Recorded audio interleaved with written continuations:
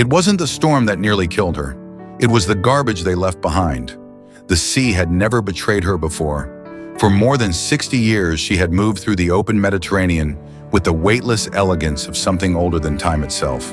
Her shell, scarred and streaked with pale barnacle lines, carried the map of 1,000 migrations. She had survived predators, storms, even oil spills. She had returned every 2 summers to the same strip of moonlit beach where she'd once hatched, to lay her own eggs in the sand. She was memory made flesh, an ancient witness to the slow undoing of the world. But she didn't see the trap this time. It was nearly invisible. Thin strands of monofilament net drifting just below the surface. Tangled with torn grocery bags, 6-pack rings, and slivers of broken bait buckets. Ghost nets, the fishermen called them.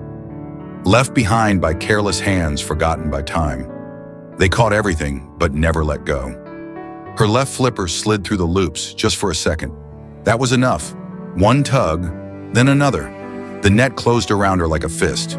She thrashed, her body twisting, eyes wide in sudden panic. But the more she fought, the tighter it pulled. Loops dug into her neck, into her hind flippers. Her front flipper, the one that led her migrations, twisted back until the joint cracked. Her ancient lungs screamed for the surface, but she couldn't reach it. The sea became a trap. The water that once held her now drowned her. The waves above her swayed gently, indifferent. Far above, 2 young fishermen, Robert and his older brother Brad, guided their small boat along the calm morning waters, unaware of the life unraveling beneath them. The sun had barely risen, painting streaks of orange across the sky, and their boat, weathered and sun-bleached, moved with slow confidence. They weren't chasing fortune, only enough catch to get through another week. They spoke little. Their mornings were routine, until Robert's line pulled hard, too hard. He braced his feet and gave it a tug, expecting driftwood. Then he saw the first bloom of blood rise like smoke through the clear water. "What the hell?" he muttered. Brad leaned over. "What is it?" "I don't know, but it's big." They shut off the motor. Below them, barely visible through the ripple and light, floated a tangled mass of rope and plastic. And caught in it, limp and unmoving, was something they didn't recognize at first. "Is that a turtle?" "A huge one," Brad whispered. "She's not moving." Robert squinted. "Wait, no. Her eye, did you see that?" They watched as the eye fluttered, weak, dull, but still alive. Brad didn't hesitate. He kicked off his boots and dove overboard. The cold water punched his lungs, but he swam straight down. Robert followed. When they reached her, the sight was worse than they imagined. The turtle's left flipper was nearly torn in half, wrapped so tightly in plastic twine it had turned a sickly purple.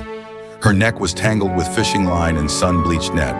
Her beak hung open, tiny plastic beads wedged into the corners. Blood oozed from deep gashes across her shell. Brad reached for his dive knife.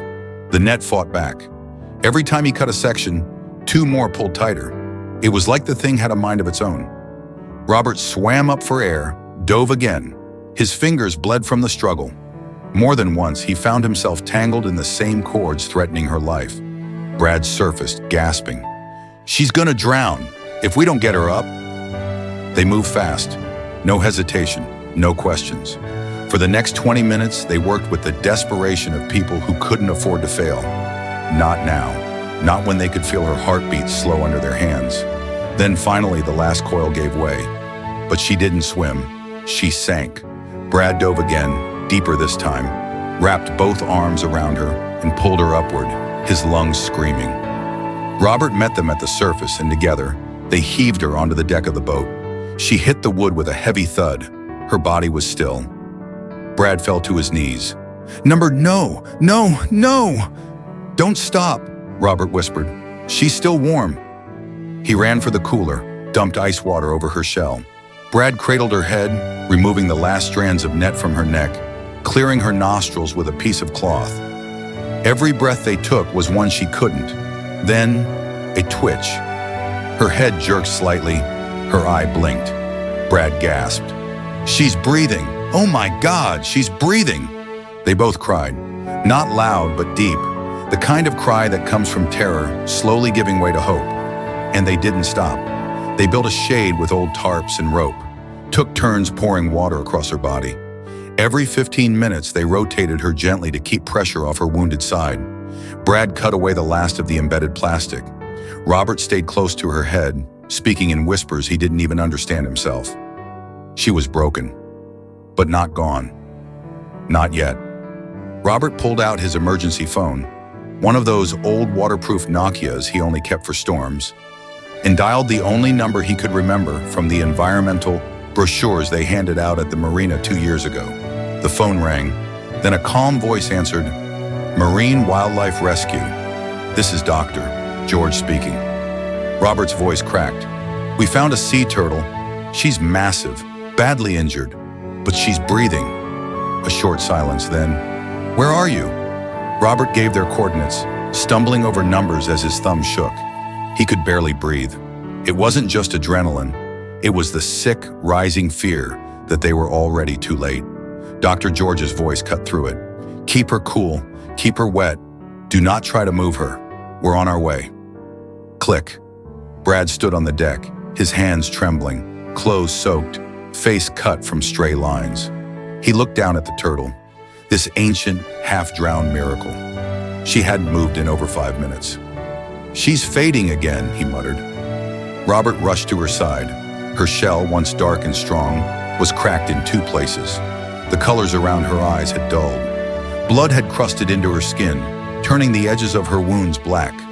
Her front flipper twitched once, barely noticeable. "Come on," Robert whispered. "You didn't survive all this just to give up now." He pressed a wet cloth across her mouth, gently cleared the airways again. Brad placed a block of ice against the swollen edge of her neck. The engine was silent. So was the sea. Time warped. 5 minutes, 10, a shadow on the horizon. Robert spotted the incoming rescue vessel first, a small, white and orange speedboat cutting fast across the morning blue. 2 figures stood on board, their silhouettes crisp against the rising sun. The moment they pulled alongside, a man in a red vest jumped aboard their boat. Dr. George. He didn't waste time. "What's her name?" Robert blinked. She doesn't have one." Dr. George looked at them. "She does now. She's Hope." He kneeled by her side, fingers tracing along her neck, her flipper, the broken shell. "She's septic," he said, "but alive. You boys did everything right." Then to his assistant, "Set up the carrier. Celine, prep the cooler water." Hope, because that's what she was now, was carefully transferred into a large padded crate lined with soaked towels and slow-melt ice. Her flipper was stabilized. The embedded plastic left in her mouth was gently removed with curved tweezers. She twitched again, this time stronger. Dr. George nodded. "She's fighting." Brad watched, eyes glassy. "Will she make it?" Dr. George didn't look up. He was too busy pressing against her shell, monitoring her breath. "If she wanted to die, she would have sunk," he said. "But she let you save her. That means something." The rescue boat pulled away minutes later, leaving Robert and Brad alone again, quiet, trembling, still soaked in blood and salt. For a while, they didn't speak. Then Robert looked out toward the spot they had found her, just an hour ago. "I'll never throw anything into the sea again," he whispered. Brad nodded. "Me neither." Because once you see an ancient life suffocate on the trash you never thought about twice, you never forget.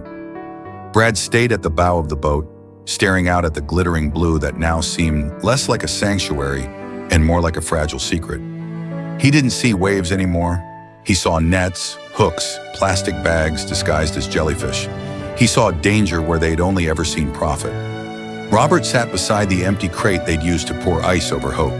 His fingers traced the salt lines on the rim. Just hours ago, that crate had held cans of beer and bait. Now it held the memory of something that changed them both. "I used to think turtles were just background," he said softly. Brad glanced over. "You know, something you see in documentaries. Slow, quiet, not like us, not like the sea we fish in. But she fought like hell. She wanted to live, and she bled for it." Brad didn't answer right away. Then, "She reminded me of Mom." Robert looked up. Brad's voice cracked. All those years fighting cancer, quiet, but stubborn, just kept going. Neither of them spoke for a long while after that. When they returned to the marina, the harbor master was waiting, tipped off by Dr. George. They were greeted not with suspicion, but with quiet nods and hands that helped them tie the boat. People who'd heard what happened, people who saw the streaks of blood on their shirts, the broken net still clinging to the side rail. One of the older captains, a man who used to mock environmental warnings, offered them a crate of fresh ice. Another left behind a folded note that simply read, "She matters, and so do you." The next morning, Brad couldn't sleep, neither could Robert. They drove to the rescue center, an hour inland, where Hope now floated in a massive saltwater pool, her wounds cleaned and stitched, her flipper in a custom brace. The pool was silent, save for the soft hum of filtration. Dr. George stood by the glass. "She had a fever last night," he said, "but it broke. She's stabilizing."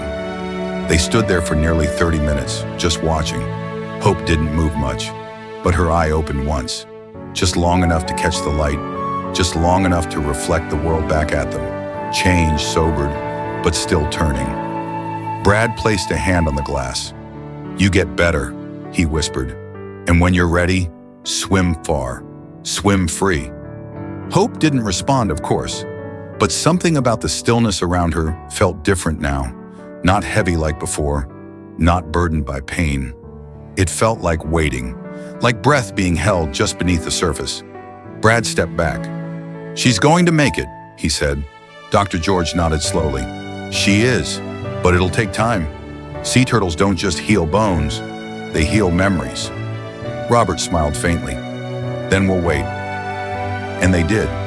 For the next 5 weeks, Brad and Robert came every weekend, sometimes just to sit, sometimes to help clean. They learned how to mix saline for the tanks, how to prep lettuce and frozen squid for the other rescues.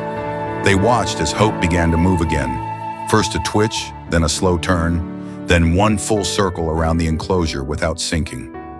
By the end of the 6th week, her flipper brace was removed. Her breath was strong. Her eyes, no longer dull, followed them from across the pool. Then came the release day. It was early, the sky barely awake.